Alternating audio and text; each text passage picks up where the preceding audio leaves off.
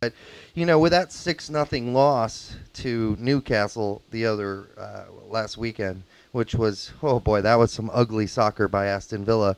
I mean, Yeah. was that a fluke, or, is this team really staring at a relegation fight throughout the season? But I watched them against West Ham, and they destroyed West Ham. And we talked on the Fox Soccer Report about it. We'll find out in the next few weeks whether Aston Villa were that great or West Ham were that poor. I guess we're edging towards West Ham being that poor. But you still look at West. You've got Villa. You've got a team that's still got to bring Bonlahor in when he gets fit. Yeah. He adds something very different to that team with Carew up front. And Ashley Young playing as a support position, you've got very little threat over the top. You put Agbonlahor in that team, and the defence has got to completely change how they approach Aston Villa, because you've got to be terrified of Agbonlahor's pace. Right. So that's an added thing you've got to bring, that's got to be brought to the party when Agbonlahor comes in. You go through it. Richard Dunn had a terrible day. Kieran Clark was just disaster. Yeah.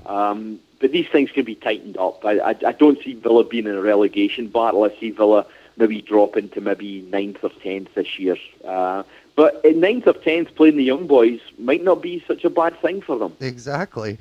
Well, and I snickered there, and you know why I snickered? I was thinking of Emile Heskey, and it I brought a little chuckle to myself. But and I didn't mean that as an offense to Emile, but he's not really, you just talked about Aston Villa, and he's not even in it doesn't seem like he's even in the picture there.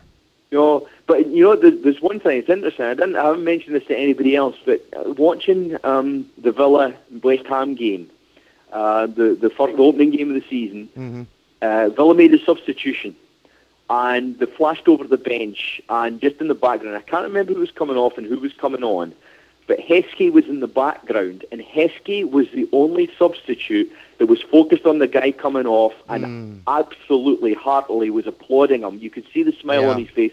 He was so happy that the guy coming off had a good game. And I looked at the rest of the substitutes, and they never had that effect. So I think, Heskey's maybe disparaged, but in maybe the age he's at and the how that squad's made up, somebody that brings these kind of qualities to the team, I think probably is still worth a place, or certainly worth a place on the subs bench. Yeah, he's still a leader, I guess, is the... Yeah. What kind of, we got, the end of the transfer season coming up here. Everybody's fingers are tingling.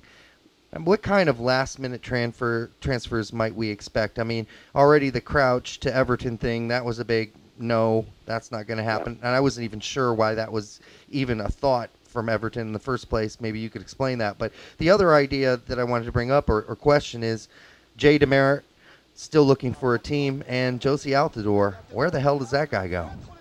Well, honestly, I think Altidore scored for Villareal in a friendly, I think, didn't he? He did, a couple of weeks ago. So Villareal don't make too many bad moves in the transfer market.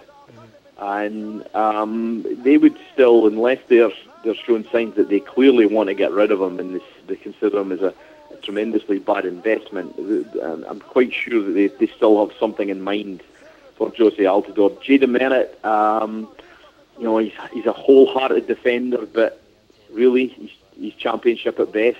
Yeah. And that's about it. I think I would like to think that in years to come would look back at the 2010 World Cup and look at Demerit playing centre back and look at it and say that was the type of central defender we used to have. Right. Well, yeah, that would be nice to say that. And even Bocanegra doesn't play center back, where he's at in France either. So, I mean, you had, the other guy who's really typically played as a left back out in France. But let's talk predictions because we don't have much time left. And let's start with Man City, who just whooped up on poor little Liverpool. Imagine saying that. They are the newest, most hated team on the blogs. And are they the real deal, or is Liverpool going to be that poor this season? I think Liverpool have got two big knocks against them at the moment. One is you've got Roy Hodgson coming in, and Hodgson is the systems manager. And systems managers traditionally take longer for their ideas to embed because their ideas are transmitted on the training ground. You go back to Hodgson.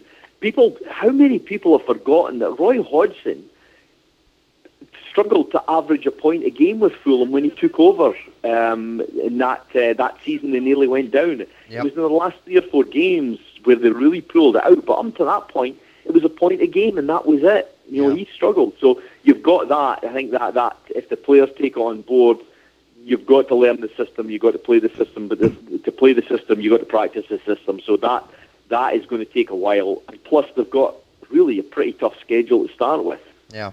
So I think in the short term, it's going to get worse before it gets better. But as long as nobody totally panics, as far as the playing side is concerned, it will get better, because Hodgson's record it's not covered in glory either. Yeah. But it is one of putting out very functional, efficient, effective sides. Yeah. And so as long as they're patient, they will get that out of them. Now, whether that's enough for Liverpool fans, at the moment it probably isn't, but give it a few weeks and it might be. Right. Well, we're almost coming to an end, so I'm going to end it with one last question.